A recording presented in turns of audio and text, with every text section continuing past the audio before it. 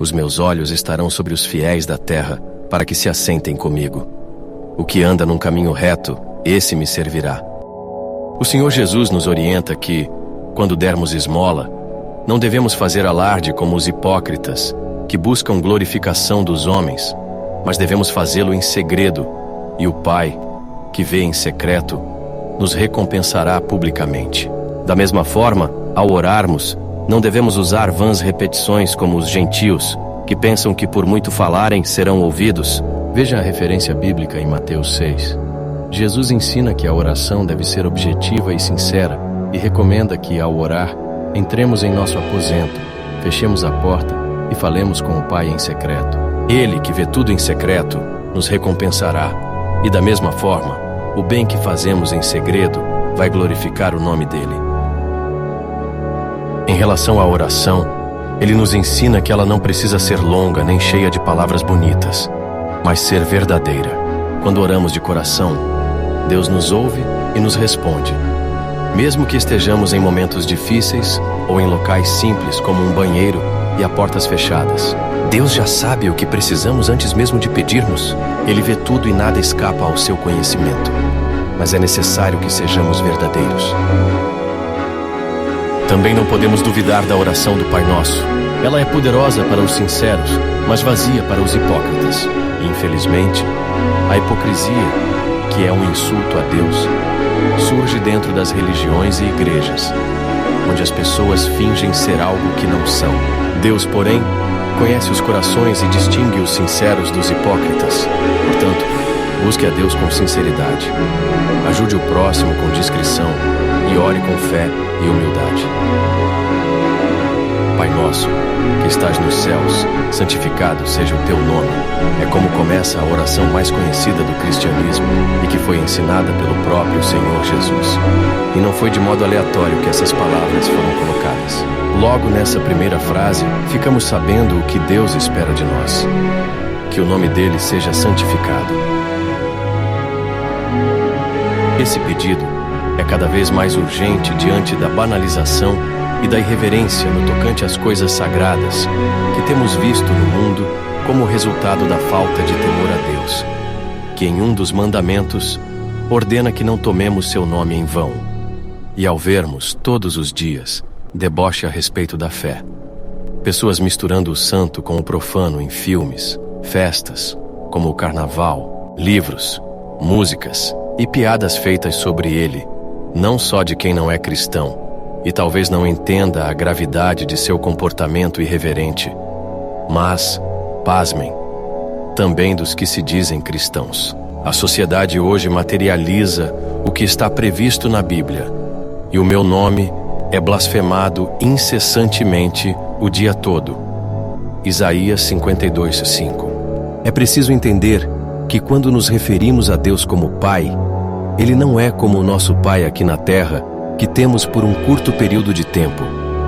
Deus é o Pai eterno, e entender por que o chamamos Pai é o primeiro passo para santificar o seu nome. Quando Jesus ensina a orar Pai Nosso que estás nos céus, ele define a quem devemos nos dirigir. Aquele que começou tudo. De tudo o que existe, ele é o princípio. Ele não tem pai nem mãe, porque ele é autoexistente. Não foi criado, não nasceu, e porque ele é o Deus Todo-Poderoso, ele começou a criar as coisas. Então, quando nos dirigimos a ele, chamando-o de Pai Nosso, estamos na realidade, se é que estamos no Espírito, reconhecendo-o como nosso Senhor, como aquele que nos gerou por meio dos nossos pais. Apesar de Deus ter se revelado para Abraão, Isaque e Israel, ele não disse a eles o seu nome. Quando apareceu para Moisés em uma sarça no Monte Sinai e ordenou que ele libertasse seu povo da opressão do Egito, ao ser questionado por Moisés, em nome de quem ele diria ao povo que havia sido enviado para libertá-lo, Deus apenas disse: "Eu sou o que sou."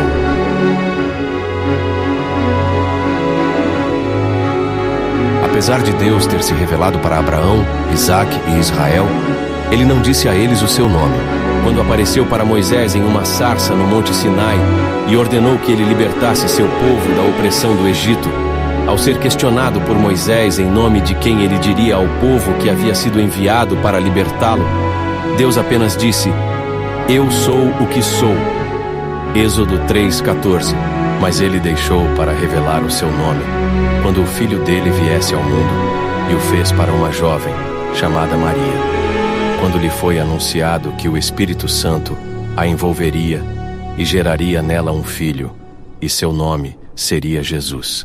Aí foi revelado pela primeira vez em toda a história da humanidade o nome de Deus, o Senhor Jesus Cristo, que é o Pai, Senhor, o Filho, Jesus, e o Espírito Santo, Cristo, as três pessoas em um só nome. E esse entendimento da santidade e da grandeza de Deus fica evidente quando a pessoa recebe o Espírito Santo, porque ele é o próprio Deus habitando nela. E isso acontece por escolha do próprio Deus, que mesmo sendo tão grande, não quis se manifestar em carne e osso como nós, visto que não caberia nem em todo o universo, mas preferiu se manifestar em espírito, pois dessa forma poderia habitar em cada um de nós. Olha só a grandeza, a beleza, a misericórdia, o poder. Ele é grande, mas é simples e humilde, a ponto de descer até nós, meros humanos, e fazer morada dentro de nós.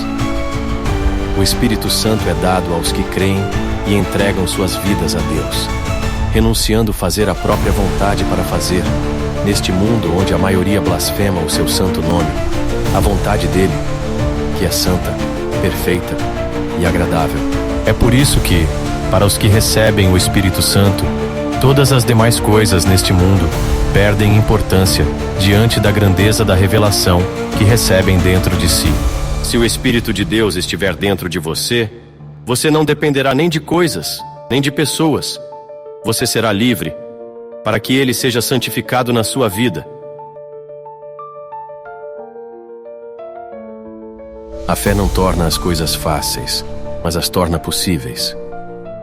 Quando tudo parece impossível, Deus abre um caminho onde não há saída. Não importa o tamanho do desafio, o Deus que você serve é maior. A fé é a ponte entre o seu pedido e a resposta de Deus. Confie no tempo de Deus, pois Ele nunca se atrasa.